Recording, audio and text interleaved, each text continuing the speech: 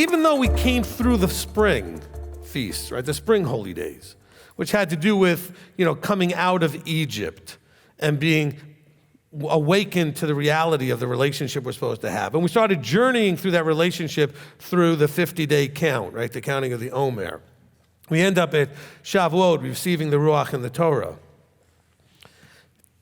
Doesn't mean that we walked it out so well necessarily. So when you see what we're going to read, and we know that there are these verses that we're going to read from the Old Testament as well as the New, where they were walking along so well at some points, and then they went sideways and backwards at other points, and then there's a call for Shuva. There's a call to make teshuvah, to turn around or to return. You wouldn't need to return if you never left, if you never did something called stumbling in your crookedness. And so it's our desires, our tendencies to want to do things that he either said no, or our tendency to not do what he said do. And even more so when we twist, pervert, or make it crooked, where we actually think we're doing it or not doing it, but we're really not doing what he said. We're not actually doing it the way he said. So we've twisted it. And so what he's saying to Israel is, it's not just your complete abject rejection of Yahweh, it's the crookedness, the perverseness, the twisting. He says, I shall heal their backsliding, I shall love them spontaneously, for my displeasure has turned away from him.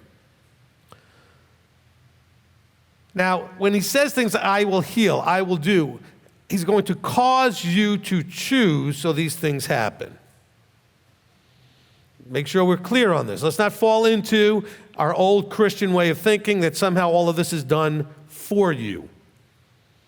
He's, no, I'm going to cause you to have a mind that recognizes a choice, and then you get to choose.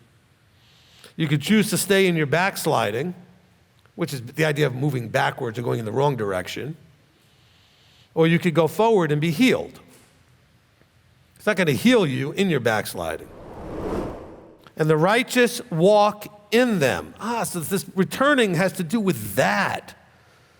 Walking in them. What? The words of Yahweh. He says, but the transgressors stumble in them. In other words, they're claiming to be doing something and they're not doing it. They're stumbling in their effort to do it. See, when we walk, it can be very smooth. But if you're walking and stumbling, you could fall, you can bang into something, you get hurt. I mean, all things happen when you stumble. You don't tend to walk very straight while you're stumbling. So he's not saying that the transgressors here, because he's talking to Israel, are just outright transgressors who have no interest. They're trying to, this has been the battle all through Scripture, they're trying to claim a relationship on their terms. Do you understand what I just said? I've told you this over and over again. Your relationship is based on how he sees it, not how you see it. Let's be clear. We all fall short. We all have our moments. But there's also a lot of people out there teaching people to break the commands, teaching them it's okay to do certain things. And people will argue with me that those people are covenanted. Well, then they're arguing against this. So, by this definition, are all of your Christian friends covenanted? No. Am I disdaining them or picking? No, it's not their fault. You were them. Hopefully one day they'll be you. Right? They'll come out, they'll have their bubble popped, etc. But let's not buy into, as is happening so much in the Hebrew roots, Torah observant, whatever community, that anybody that believes in Messiah in any shape or form is somehow covenanted. That is just not true. Not at all from Scripture here. Look, all of this has to do with walking. Did you follow that? And what do we know? Two cannot walk together unless they agree on how they're walking together. Because otherwise you're not walking together. You just have two people happen to be kind of going in the same direction. But to walk together, you have to agree on how you're going to walk together. And he's saying here that you're walking contrary. And the word obey is in there quite a bit. So for anybody who wants to have still a little bit of that Christianized mindset where he did it all and you don't have to do it, you're in big trouble with this. It's not going to work. Nor shall I loathe them so as to destroy them and break my covenant with them, for I am Yahweh Elohim. So he's saying, yes, I'm going to do all these things to get them their attention and break, but there'll always be a remnant of them keeping this thing going, and I shall not reject them ultimately. Oh yeah, I'll kick them out of the land and let them go play with the pigs and do whatever they want to do in the world. And I'll give them over to their base lusts and desires, and they go do whatever you want. Fine, see how that works for you. And the curses are going to come and all the suffering is going to come. And at some point, you may just wake up and go, I'm not right in this. I am wrong. I have to own that I am wrong. And he is always right, and the problem is me. And stop blaming the devil and blaming the people and blaming the government and blaming your friends and blaming your upbringing and blaming. He's saying that it's when you search for him, you'll find him. But you're not going to find him in a complete way if you're not doing it with all your heart. Notice what he says here. He says, when you search for him with all your heart and with all your being. That doesn't mean, now again, it doesn't say this, but I'm telling you it's a deeper understanding. It's not saying you won't find him. Yes, you'll recognize that there's a creator. Okay, so you found him.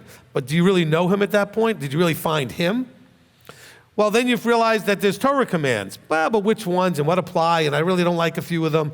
Did you really find him? See, if your heart is all there, all wanting, all your might, all your being to search for him, like who and what he fully and truly is, then you will fully and truly find him.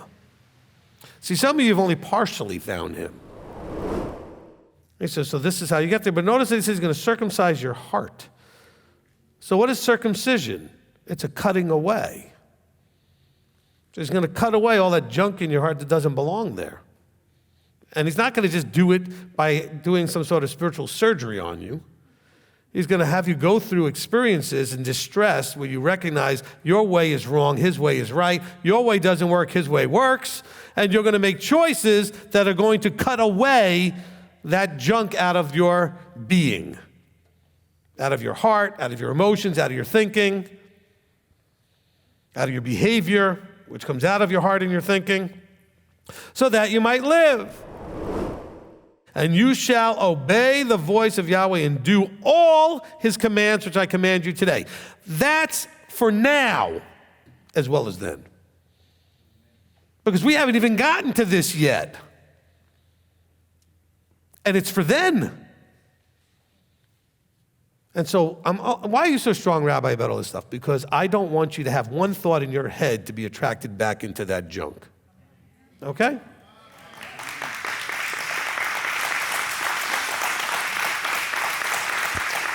Because I've watched too many people do that. Now, they don't go back to Sunday church. They go find a Messianic Sunday church that meets on Saturday but believes everything like a Christian does. Okay? And that's the same problem. It's even worse in some ways because it's twisted and perverted. Because now they're claiming it's where it needs to be when it's not.